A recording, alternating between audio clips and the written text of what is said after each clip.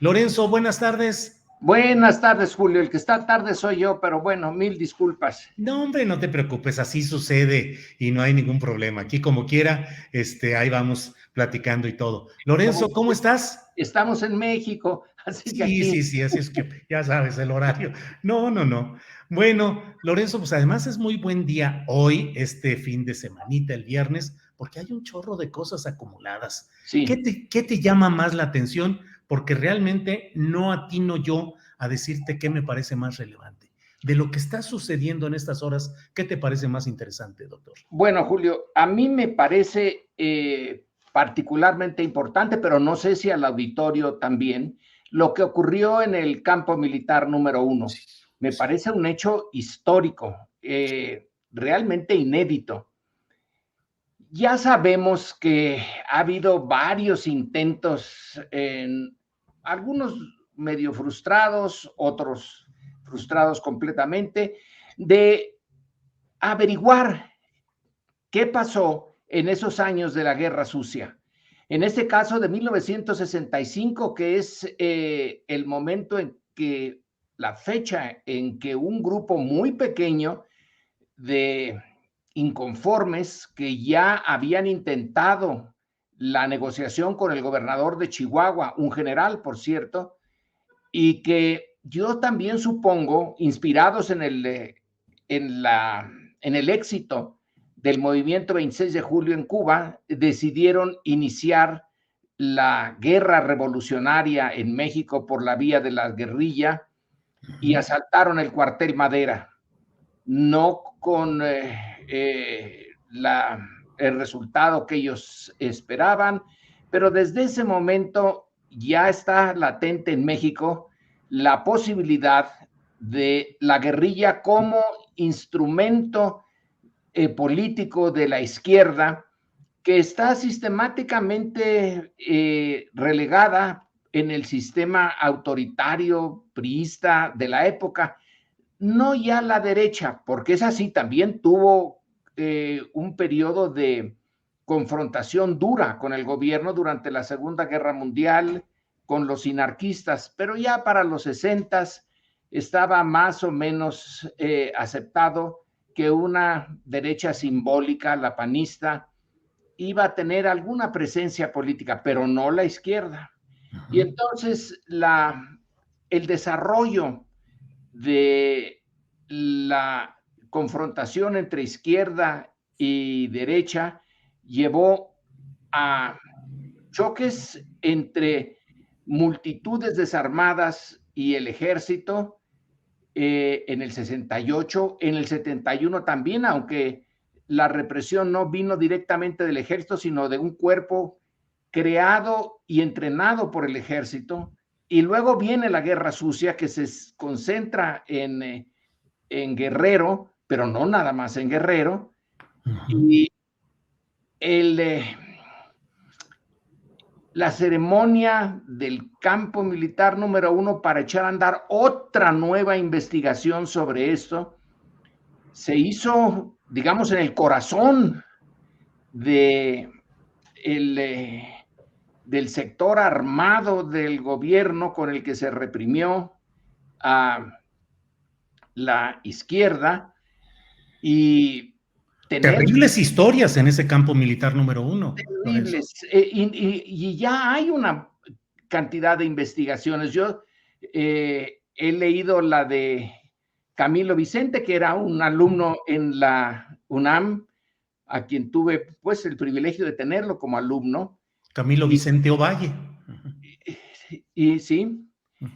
y que ya está su libro, pero fíjate, está hecho con archivos no del ejército, sino con archivos de las, digamos, organizaciones policíacas del Estado o de los estados, eh, pero el ejército participó.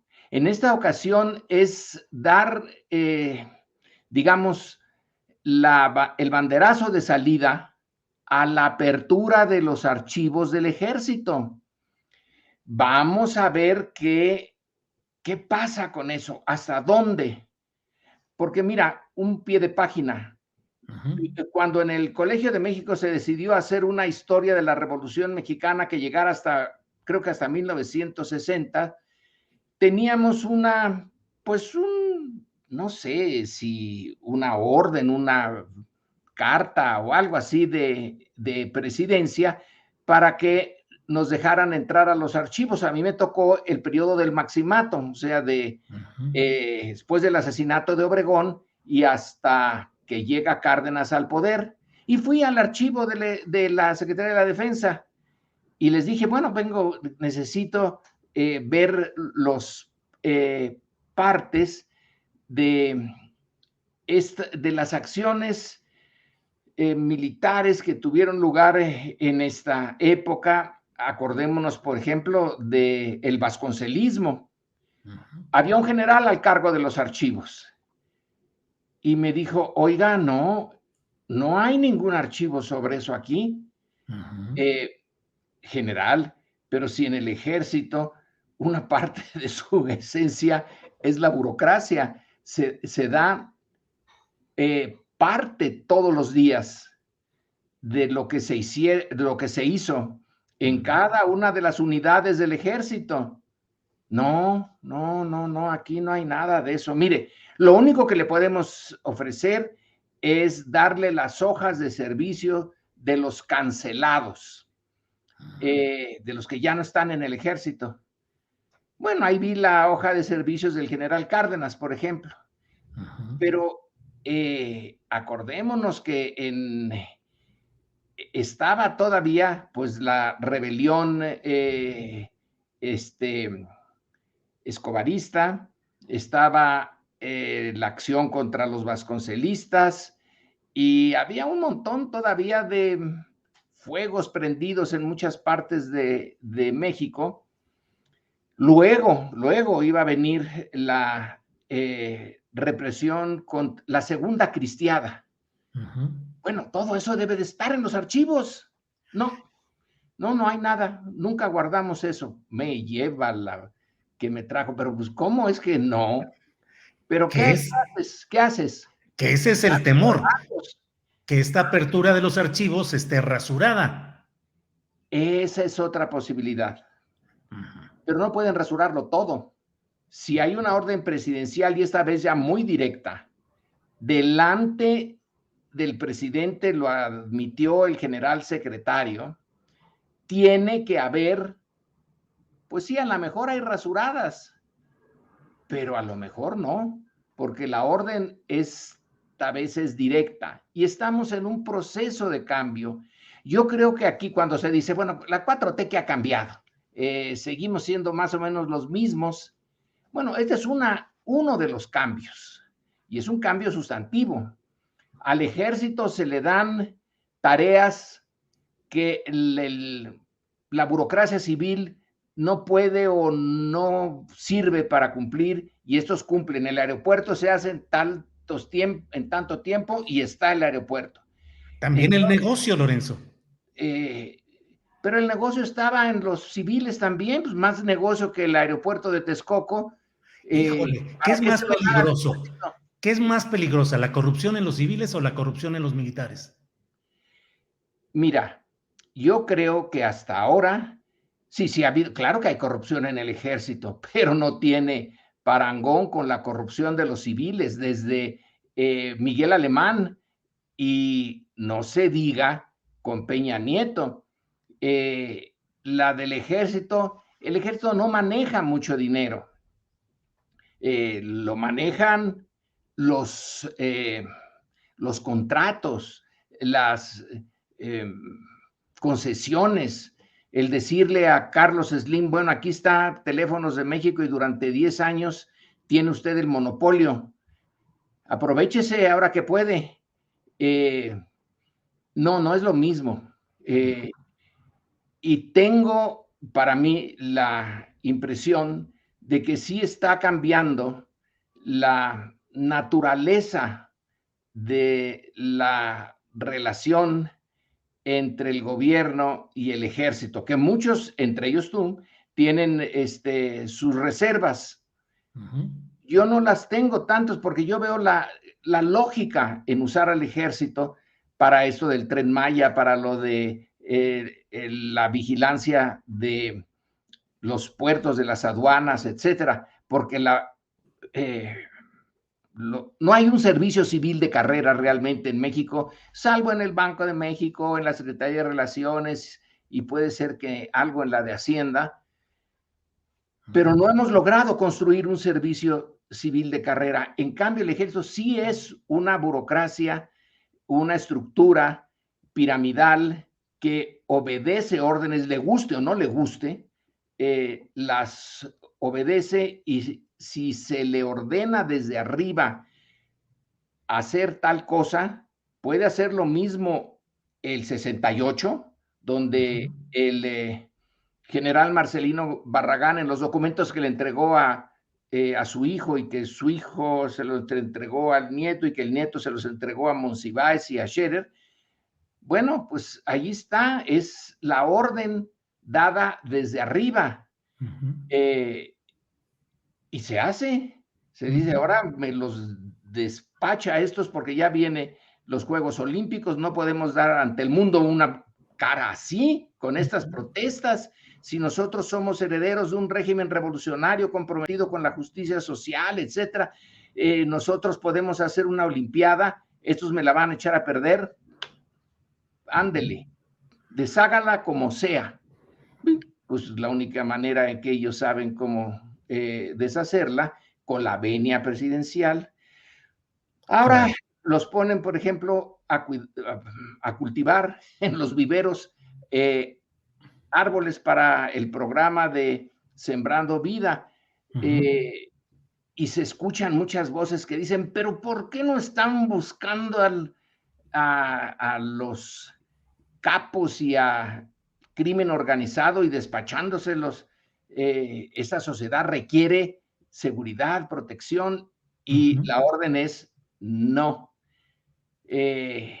Usar la fuerza al mínimo, incluso en el Culiacanazo, y hacer quedar mal al ejército. Fíjate, fue una orden presidencial, no se sigue con la operación que estuvo mal planeada. Están en peligro los civiles, entre otros los de la colonia militar, donde estaban las familias de los de quienes están en las guarniciones ahí in situ en Culiacán. Eso le costó, vámonos, que sí le costó, pero se dio la orden y la orden se cumplió. Sí. Entonces, en este caso, se ha dicho, se van a abrir los archivos. Sí. Costó mucho que el CISEN abriera sus archivos, porque mandó a los archivos con los archivistas del CISEN, que se encargaron de sabotear esto bastante. Sí. Oye, antes de que, para seguir con lo del ejército, leí una columna que me pareció muy interesante de Alejandro Jiménez, que es un periodista de larga trayectoria y que es coautor con Laura Castellanos de este libro México Armado, Crónica de la Guerrilla en México, 1943-1981.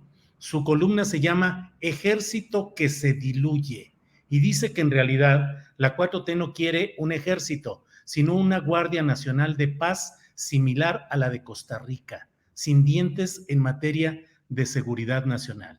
Dice, lejos de estar viendo la militarización de la vida nacional que pregonan los opositores al gobierno, lo que ha habido en los hechos ha sido una dilución de la vida militar en un ente mediano, de menor rango y sin iniciativa de fuego. ¿Qué opinas, Lorenzo? Pues mira, que ojalá, porque, a ver, Julio, ¿para qué sirven los ejércitos profesionales? ¿Cuál es su función principal? Enfrentarse a otro ejército profesional de otro país, ya sea para atacarlo y sacarle algo a ese otro país al estilo imperial, etcétera, o para defenderse. Pero México está en una posición, por su posición geográfica, el contexto mundial, en que no tiene ninguna posibilidad ni necesidad de enfrentarse a otro ejército profesional. La oposición dice, pero el ejército está para la defensa de la soberanía nacional, no para ejercer funciones de policía. Pero nadie está atacando militarmente, nadie pone en peligro militarmente la soberanía nacional mexicana. No puede. México está bajo el paraguas, pero vaya que está bajo el paraguas norteamericano y militar. Entonces, el ejército mexicano, en estricto sentido, en esta época, perdió su razón de ser. ¿Cuándo la perdió? Pues en el siglo XIX. Todavía en el siglo XIX se pudo enfrentar el ejército juarista al conservador y a los franceses. Pero después no tenemos enfrente más que Estados Unidos. ¿Y qué se puede hacer? Está la ocupación de Veracruz, está la expedición punitiva de Pershing, pero México no podía hacer realmente gran cosa frente a ellos. Entonces la negociación fue política en esos casos. Por lo tanto, la Fuerza Armada, que se llama Ejército, que es muy celosa de su función y de su integridad y de sus privilegios, está dedicada a hacerle frente a otros mexicanos, organizados algunos, desorganizados los otros, pero su enemigo no es extranjero, es nacional. Entonces la idea de una Guardia Nacional pues no está mal y que conste que se dio ahí un paso enorme que no se ha valorado bien porque apenas está iniciándose. Ya hay una cantidad de cuarteles de la Guardia Nacional dispersos por todo el territorio. Todavía no ha mostrado su capacidad para resguardar realmente la seguridad del mexicano normal, común y corriente, pero es la semilla. Ahora, sí coincides pues en que el ejército mexicano en este proceso de la 4T es un ejército que va en vías de dilución o de reducción de sus facultades y su papel tradicionales. De su papel tradicional, Julio, en la medida en que el papel tradicional ha sido enfrentar a otros mexicanos, no a los norteamericanos, que es nuestro, que es la gran potencia de la que pues sí. Estamos a merced de ellos, estamos en el corazón de su zona de influencia. Militarmente no nos lo podemos quitar ni defendernos de ellos, tenemos que hacerlos políticamente. Y una de las formas de defendernos políticamente es esa que también se han burlado mucho de esta visión, pero la mejor política externa en el caso mexicano es una política interna que no dé pie a que los norteamericanos se metan. Pero con el narcotráfico, el crimen organizado, vaya que sí hemos dado un amplio campo a la intervención norteamericana. Entonces, no es por esa vía del ejército, pero a ver, el ejército es la institución que tiene, ¿cuándo se creó el ejército mexicano? A fines del siglo XVIII, cuando se pensaba que los ingleses venían a atacar.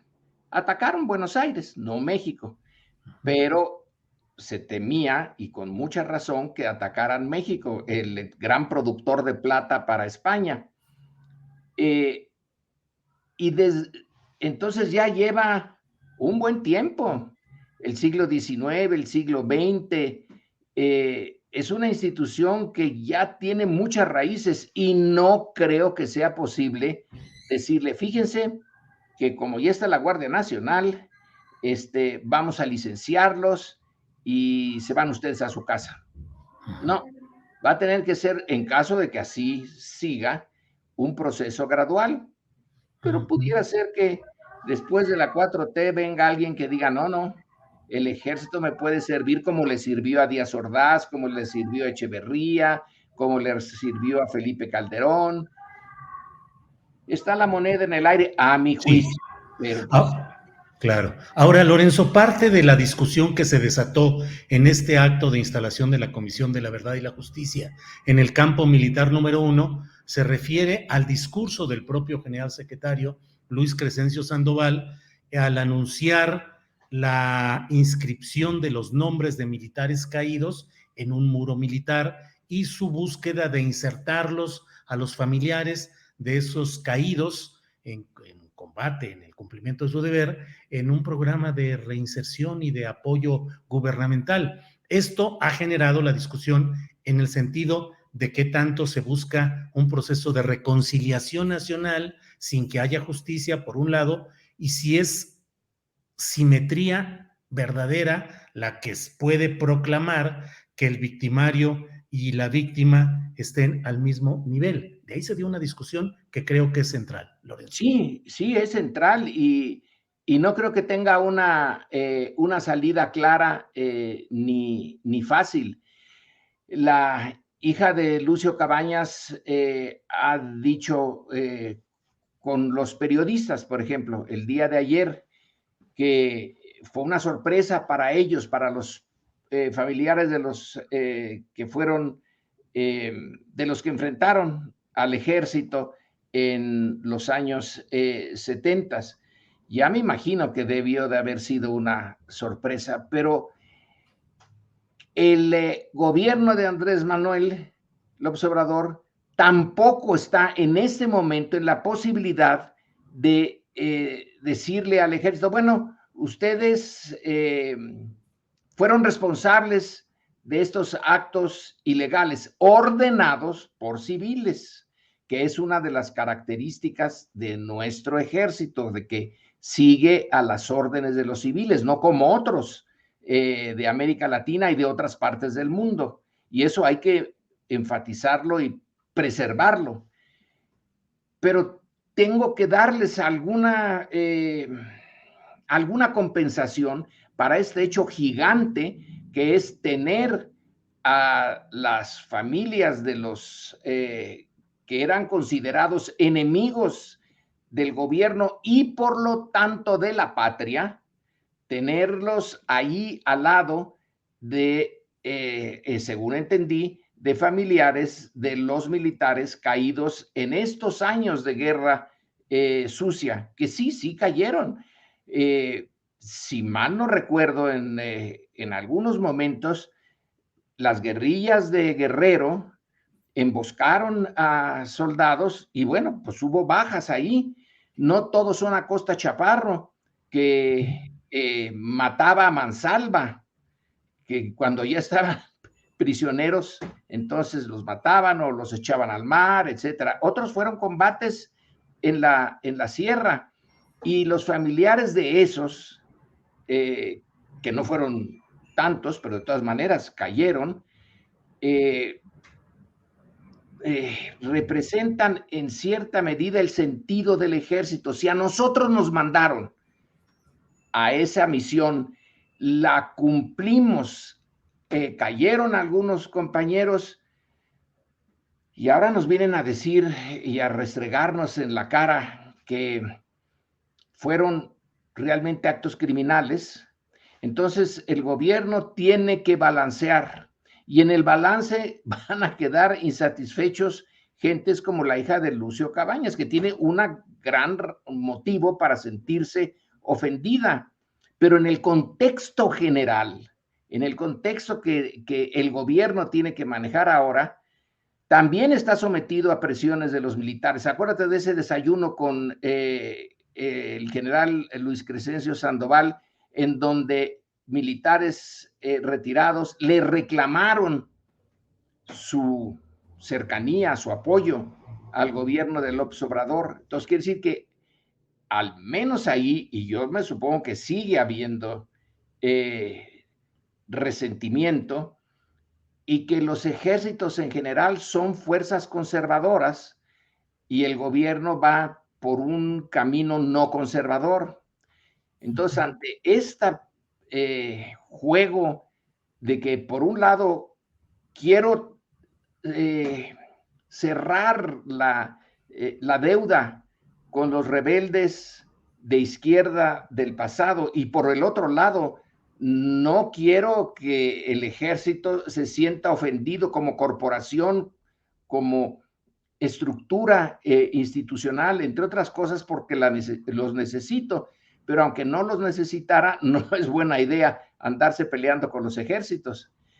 Entonces, esta mezcla de demandas encontradas, de soluciones a medias, pues a mi juicio es inevitable. Ahora a ver cómo se maneja.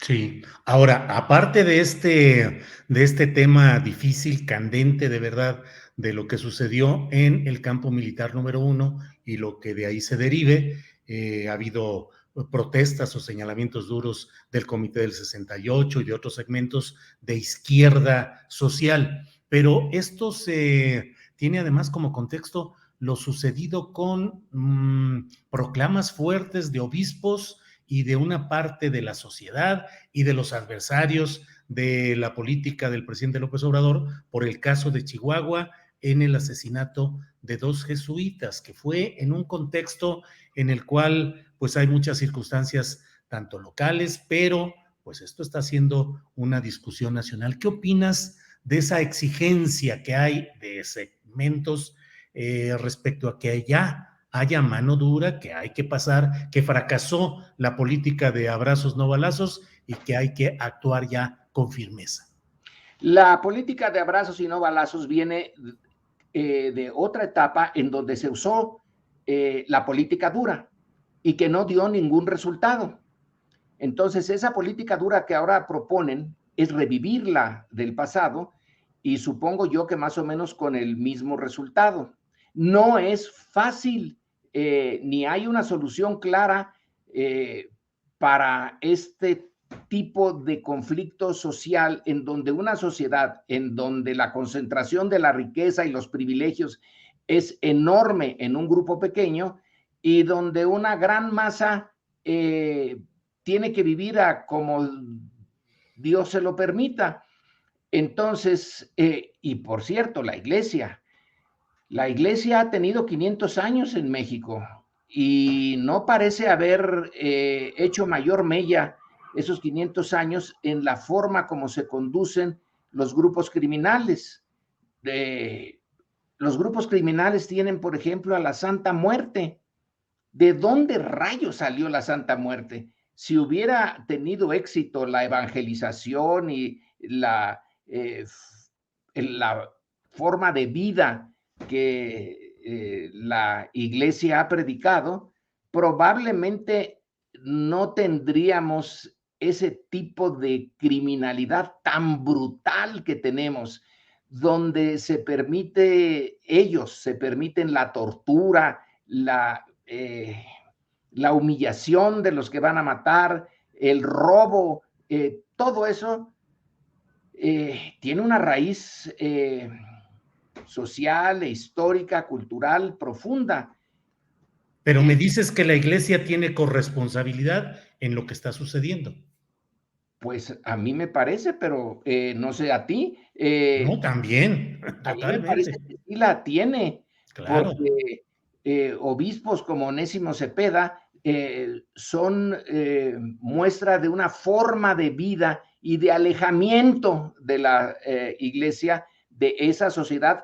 Ellos asumieron las responsabilidades de que vinieron los franciscanos aquí en el siglo XVI y luego los jesuitas, etcétera.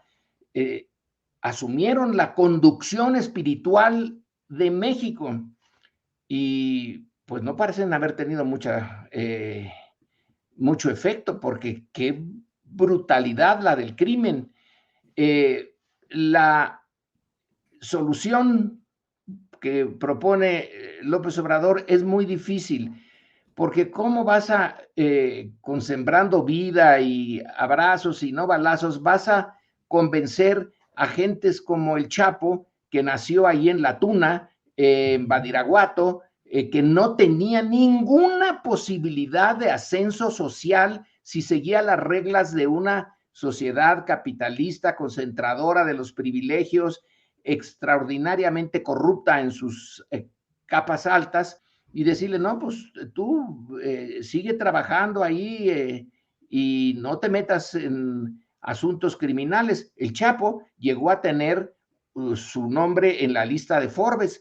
Si no hay una manera de movilidad social para gentes que nacen en La Tuna, en Badiraguato, en Sinaloa, como la hay para los que nacen en familias que ya tienen dinero, que heredan, ¿para qué decir nombres, verdad? Pero están También. Bueno, Salinas Pliego, bueno, pues no nos, si no tienes esa vía y te presentan la del narco, yo creo que ellos asumen que tienen derecho a eso. Y que ellos sí se arriesgan, porque los otros no se arriesgan.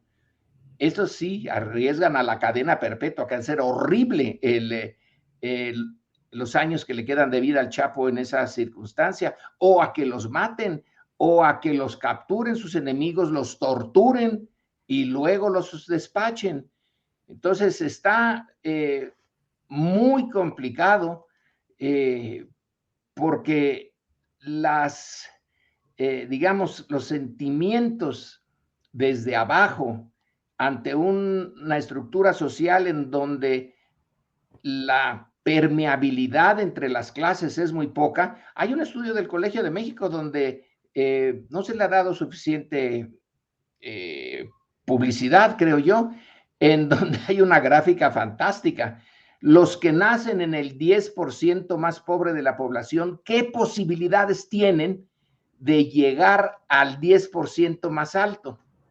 Y entonces la columnita donde está esto es muy chiquita. Y la otra, ¿qué posibilidades tienen los que nacieron en la zona del 10% más ricos? ¿Qué posibilidad tienen de llegar a ser pobres?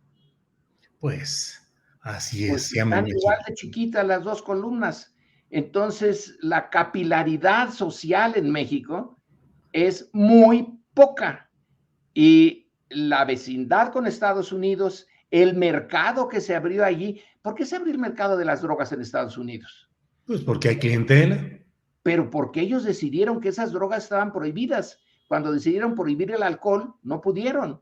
Cuando han decidido algunos prohibir las armas, no pudieron. Pero sí pudieron decir, acuérdate de las primeras, a principios del siglo XX, que se creó la oficina, una especie de DEA allá en Ciernes. La marihuana vuelve a los hombres unas bestias, en particular a los mexicanos, y a los afroamericanos las otras drogas. Entonces hay que prohibirlas, si no las hubieran prohibido. Sherlock Holmes, ¿qué es lo que hacía cuando estaba entre un caso y otro? Pues fumaba opio y nadie le dijo nada. Su cronista, el doctor Watson, no lo veía muy bien, pero la sociedad no lo estigmatizaba. Pero ellos fueron los que dijeron, esto se prohíbe. Más tardaron en prohibirla que en hacerse el mercado. Claro. Entonces, allí está una de las razones por las cuales ese crimen organizado está tan próspero, porque las armas le vienen de allá, el mercado lo tienen allá, los dólares le vienen de allá, en un aparato público que toma como prioridades lo que dicen los norteamericanos.